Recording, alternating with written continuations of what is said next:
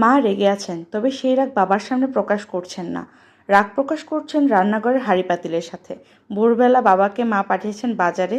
আমার ঘরেই বসে বাজারের লিস্ট করেছে। বাবা সব বাজার ঠিকঠাক নিয়ে এসেছে। তবে বাজারের সাথে একটি ছেলেকেও বাড়িতে নিয়ে এসেছে। ছেলেটা একটা চোখে দেখে না, রোগা অনেকটা, ৮-৯ বছরের মতো বয়স হতে পারে। বাবা মায়ের হাতে বাজার নিয়ে বলেন, নূর, এই ছেলেটা আমাদের সাথে কিছুদিন থাকবে। আমার মায়ের নাম নূরজাহান, তবে বাবা ডাকে নূর বলে। বাবা মাকে বলে পাশের ঘরেও ওর বিছানা করে দিবে। ছেলেটার নাম রানা। বাবা মা কেউ বেঁচে নেই। পলাশপুর বস্তিতে চাচার সাথে থাকে। এই যে চোখে ক্ষত দেখছো, এটা ওর চাচা মারের কারণে। ছেলেটা বাজারের পাশে বসে কাঁদছিল, দেখে খুব মায়া লাগলো, তাই বাড়িতে নিয়ে আসলাম। ভালো করেছি না? মায়ের কাছে বাবার এই ধরনের কাজ পছন্দ না।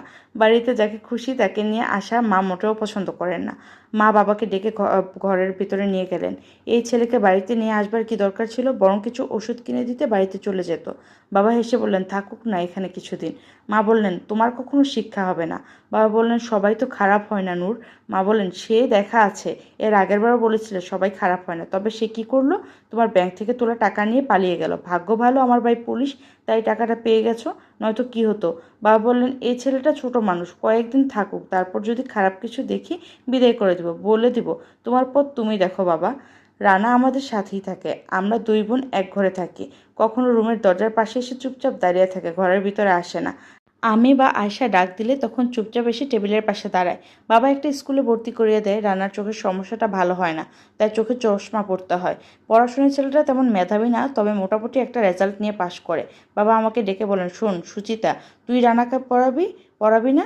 আমি বলি, পড়াবো। বাবা আমাকে আর আমার ছোট বোন আয়শাকে ভাগ করে দেয়। আয়শা 3 দিন আর আমি 3 দিন রাতে রানাকে পড়াবো। সপ্তাহে একদিন ছুটি। সেই সন্ধ্যায় ছাদে যায়, জোনাকি পোকা ধরে কাচের বয়মে ভরে রাখে। সেই কাচের বয়ম নিয়ে চুপচাপ বারান্দায় বসে থাকে। রানা যখন এসএসসি পাশ করে, মা বলে এই ছেলেকে এবার বিদায় করে দিতে।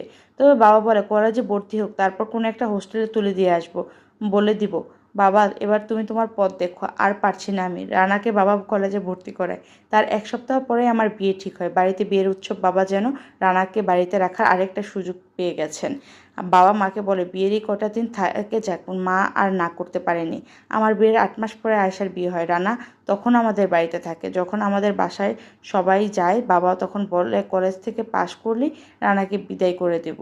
কি বলিস তোরা?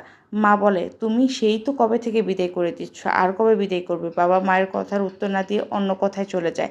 আমার বর সুমন দেশের বাইরে চলে আসে ওর আপার কাছে। কিছুদিন পরে আমাকে নিয়ে আসে। আয়েশাও দেশের বাইরে থাকে এখন। আমরা পাশাপাশি শহরেই, মাসে 2-1 বার দেখা হয়। মা বাবার সাথে ফোনে কথা হয়, তবে দীর্ঘদিন পরে একবার দেখবার সুযোগ হয় সামনাসামনি। বাড়িতে এখন থাকে